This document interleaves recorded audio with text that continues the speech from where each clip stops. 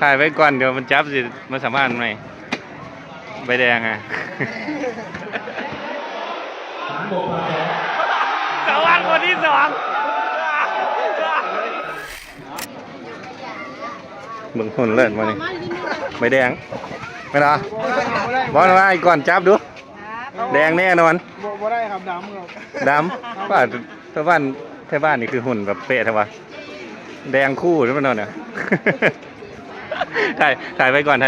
มันต้องผ่านอยู่แล้วผ่านอยู่ไม่หรอผ่านจับถ่ายไว้ก่อนเดี๋ยวมันจับสิมาสัมภาษณ์ไหมใบแดงอ่ะมันนังเสียวไม่หรอมันสวัสดิ์แล้วครับมันสวัสดิ์เหรอนี่มีมันสวัสดิ์เหรอนี่มันสวัสดิ์แล้วก็หมูอ๋อมันนึกว่าอยู่เรื่องเสียวมันสวัสดิ์ติดนี่อยากได้ใบแดงชาวบ้านเจ้าเลือกจะได้หลายเลยอันนี้บ้านชาววัดอีกไหมเนี่ยใช่อันนี้ชาววัดอันนี้ก็ชาววัดโอเคบ้านชาววัดนะตอนนี้ผู้ใดได้อ้ายมอน้ำชื่ออย่างวะจำชื่อบ่ได้อ่ะลูกเมเดียสวัสดีคนที่สอง